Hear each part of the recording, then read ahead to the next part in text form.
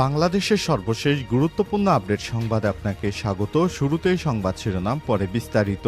শুরুতেই জানাবো, নির্বাচন কবে হবে সঠিক সময় এখনো বলা যাবে না বলছেন সদ্য নিয়োগ পাওয়া বাংলাদেশের প্রধান নির্বাচন কমিশন সিসি নাসির উদ্দিন। নবনিযুক্ত প্রধান নির্বাচন কমিশনার এস.এম. মোহাম্মদ নাসির উদ্দিন বলেছেন, অতীতের ইতিহাস থেকে আমরা অনেক কিছু শিখেছি। কোনো গায়ের জোরে এবার নির্বাচন হতে দিব না। নির্বাচন করা হবে তার সঠিক সময় এখনো বলা যাবে না। আজ শপথ গ্রহণ শেষে সাংবাদিকদের প্রশ্নের জবাবে সিসি এসব কথা বলেন। এরপর জানাবো, ৫ ঘন্টা পর অবরোধ তুলে নিল জাবি শিক্ষার্থীরা। উপাচার্যের আশ্বাসে জাহাঙ্গীরনগর বিশ্ববিদ্যালয় জাবির মার্কেটিং বিভাগের শিক্ষার্থী আফসানা রাসির মৃত্যুর ঘটনায় জড়িত রিকশা চালককে গ্রেপ্তারের দাবিতে বিশ্ববিদ্যালয়ের প্রশাসনিক ভবন অবরোধ কর্মসূচি ৫ ঘন্টা পর তুলে নিয়েছে শিক্ষার্থীরা। এদিকে ব্যানারে নাম না থাকায় বিএনপির দুই পক্ষের সংঘর্ষে আহত ১০। নারায়ণগঞ্জের ২৫০০-এ ব্যানারে নেতার নাম না দেয়াকে কেন্দ্র করে বিএনপির দুই পক্ষের মধ্যে সংঘর্ষ হয়েছে। অন্তত ১০ জন আহত হয়েছে। এই সংঘর্ষের সময় উভয় পক্ষ দেশীয় অস্ত্র ব্যবহার করে। এদিকে গুমের দায়ে আইনশৃঙ্খলা বাহিনীর ২২ জন সদস্যর চাকুরি বাতিল। গত ১৫ বছরে অসংখ্য গুম খুনের অভিযোগ আসলেও তা কখনো স্বীকার করেনি শেখ হাসিনার আওয়ামী লীগ সরকার। গুমের কোনো অভিযোগ আসলে উল্টো খড়গ নেমে আসত ভুক্তভোগী পরিবারের উপর। পাশাপাশি আয়নাঘর নিয়েও বিভিন্ন প্রশ্ন থাকলেও কখনো তা সামনে আনতে পারেনি কেউ, সাহস করেনি সামনে আনতে। শেখ হাসিনা পালিয়ে যাবার পর এবার গুমের ঘটনায় অন্তত ২২ জন আইনশৃঙ্খলা বাহিনীর কর্মকর্তার গুমের সঙ্গে জড়িত থাকার অভিযোগে চাকুরি বাতিল করা হয়েছে এবং ভবিষ্যতে আরও যাদের নাম আসবে তাদেরও চাকুরি বাতিল করা হবে বলে জানিয়েছে গুম কমিশন।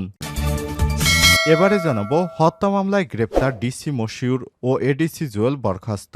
গোয়েন্দা পুলিশের উপপুলিশ কমিশনার ডিসি মশিউর রহমান ও ডিএমপির সাবেক এডিসি জুয়েল রানাকে সাময়িক বরখাস্ত করেছে সরকার। এবং সর্বশেষ জানাবো, ভারতে মসজিদের জায়গায় মন্দির থাকার দাবি করল নরেন্দ্র মোদীর হিন্দুরা। জরিপ ঘিরে সংঘর্ষ, নিহত ৩। ভারতের উত্তরপ্রদেশের রাজ্যে একটি মুঘল আমলের জামে মসজিদ জরিপ পরিচালনাকে কেন্দ্র করে সংঘর্ষের ঘটনায় ৩ জন নিহত হয়েছে। এই ঘটনায় আহত হয়েছে আরও অন্তত ৩০ জন। রাজ্যের সম্বল জেলায় আজ সকালে এই সংঘর্ষের ঘটনা ঘটে। প্রিয় দর্শক, এতক্ষণ শুনছিলেন সংবাদ শিরোনাম, এবারে বিস্তারিত। তবে তার আগে বন্ধুরা, অনুরোধ থাকবে সংবাদটিতে একটি লাইক দিন। এই চ্যানেলে আপনি নতুন হয়ে থাকলে আমাদের সংবাদটি দেখতে দেখতে চ্যানেলটি সাবস্ক্রাইব করে রাখুন। কমেন্ট করে আপনার মূল্যবান মতামত জানিয়ে দিন বন্ধুরা, আপনি বিশ্বের কোন দেশ থেকে বা বাংলাদেশের কোন স্থান থেকে আমাদের সংবাদটি দেখছেন এবং শুনছেন। এবারে বিস্তারিত। নির্বাচন কবে হবে সঠিক সময় এখনো বলা যাবে না, সিসি নাসির উদ্দিন। নবনিযুক্ত প্রধান নির্বাচন কমিশনার এস.এম. মোহাম্মদ নাসির উদ্দিন বলেছেন, অতীত ইতিহাস থেকে আমরা অনেক কিছুই শিখেছি। কোনো গায়ের জোরে নির্বাচন দিব না। নির্বাচন কবে হবে তার সঠিক সময় এখনো বলা যাবে না। রোববার ২৪শে নভেম্বর শপথ গ্রহণ শেষে সাংবাদিকদের প্রশ্নের জবাবে সব কথা বলেন সিসি। নাসির উদ্দিন বলেন, শেষ বয়সে একটা সুযোগ পেয়েছি, ভালো কিছু করে দেখাবো।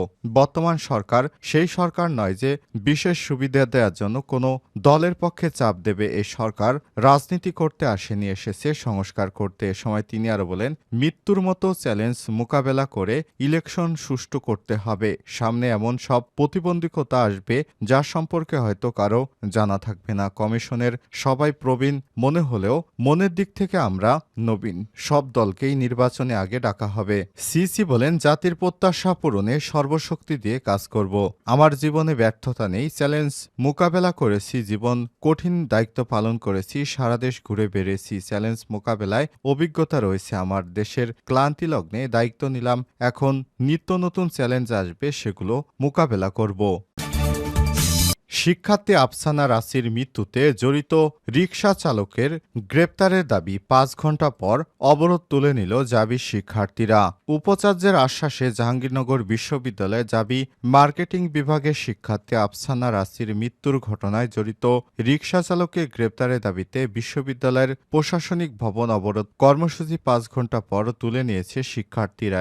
এর আগে রোববার ২৪শে নভেম্বর সকাল ৮টা থেকে প্রশাসনিক ভবনের ফটকে তালা দিয়ে অবরোধ করে প্রথম বর্ষের শিক্ষার্থীরা। এ সময় শিক্ষার্থীরা 5 দিন পেরিয়ে গেলেও কেন ঘাতক রিকশা চালককে চিহ্নিত করে গ্রেপ্তার করা হয়নি সেই প্রশ্ন তোলেন। অবরোধের এক পর্যায়ে সেখানে উপস্থিত হন বিশ্ববিদ্যালয়ের উপাচার্য অধ্যাপক কামরুল হাসান। এ সময় এই ঘটনায় গঠিত তদন্ত কমিটির প্রধান ফার্মেসি বিভাগের অধ্যাপক মাসুম শাহরিয়ার, তদন্ত কমিটির সদস্য কম্পিউটার ইঞ্জিনিয়ারিং বিভাগের অধ্যাপক মুস্তাফিজুর রহমান। এ সময় তদন্ত কমিটির সদস্য শিক্ষার্থীদের সামনে মামলার অগ্রগতি তুলে ধরেন। তদন্ত কমিটি প্রধান মাসুম শাহরিয়ার বলেন, আমরা নিরলসভাবে কাজ করে যাচ্ছি। গত রাতে আমরা 3টা পর্যন্ত কাজ করেছি। ইতিমধ্যে আমরা রিকশা চালকের একটা কেস তৈরি করেছি, সে অনুযায়ী আইনশৃঙ্খলা বাহিনী কাজ করছে। এছাড়াও ফোন নাম্বার ট্রেস করার মাধ্যমে আমরা ঘাতক রিকশা চালককে খোঁজার চেষ্টা অব্যাহত রেখেছি। গোয়েন্দা সংস্থা এনএসআই কাজ করছে। তদন্ত কমিটির সদস্য মুস্তাফিজুর রহমান বলেন, রিকশা চালক বাদে আমরা 3 জন প্রত্যক্ষদর্শীকে শনাক্ত করতে সক্ষম হয়েছি। তাদের সহায়তায় কেস তৈরি হয়েছে।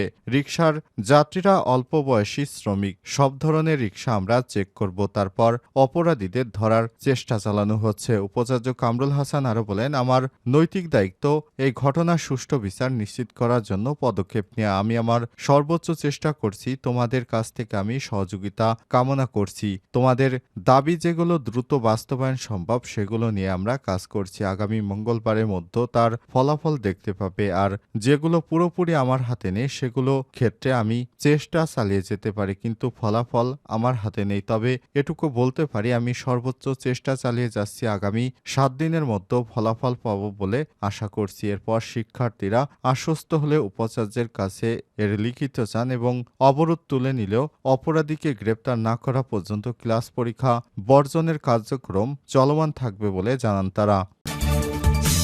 ব্যানারে নাম না থাকায় বিএনপির দুই পক্ষের সংঘর্ষে আহত 10।